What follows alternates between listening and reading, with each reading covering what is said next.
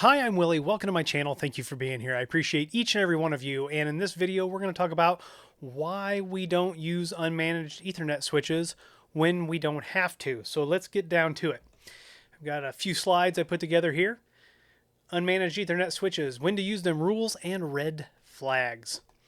So why we typically don't use unmanaged Ethernet switches if we don't have to is because they're unmanaged switches. They lack security features, monitoring, VLAN support, and all the things that make them suitable to be able to manage and segment our networks appropriately. They can't prevent unauthorized devices from connecting or detect any type of malicious activity, and you can also create loops with a lot of them. Not all of them have loop detection built into them. They offer no configuration or troubleshooting tools, and they can make little problems big, especially if you don't know they're there and they're undocumented.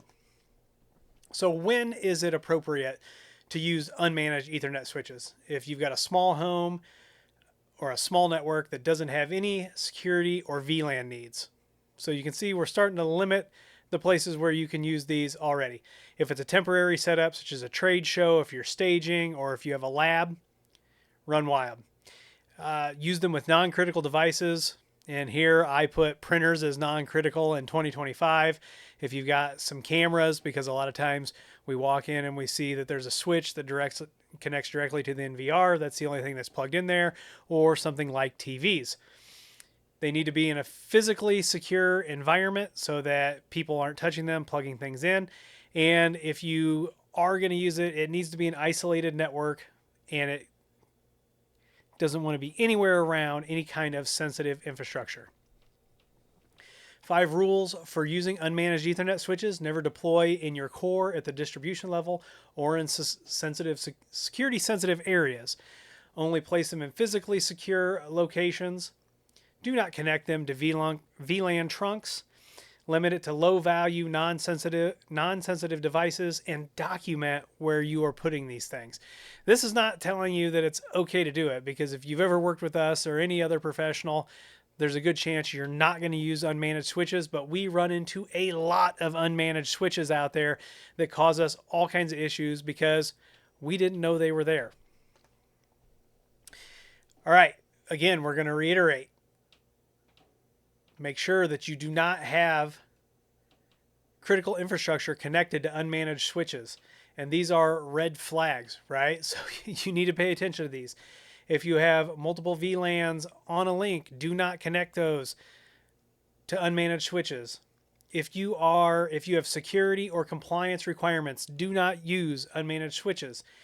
If they are public or there's untrusted access to the ports and the switches, do not use them. If you need to monitor or troubleshoot or log, do not use them. If you have high bandwidth and low latency needs, do not use unmanaged switches. If there is a potential that you're going to get network sprawl, and you know what I'm talking about, you put one switch in, then one switch isn't enough. Now all of a sudden we've got 2 switches and 3 switches. If you're going to have rapid growth of any type, do not use unmanaged Ethernet switches. And if you have multiple uplinks, do not use unmanaged switches, because you will create loops. And like I said, there are places that sell a ton of unmanaged switches. Done properly and documented and locked away where no one can touch them, they may work okay.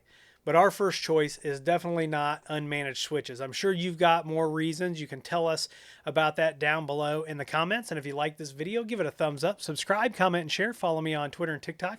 Those links are down below, along with affiliate links, Patreon link. And if you need IT consulting, if you need help tracking down all of those rogue unmanaged switches, or if you need anything else to do with networking, voice over IP, security, or storage, head on over to williehow.com, fill out the contact form that's on the front page, and someone will be in touch with you as soon as possible.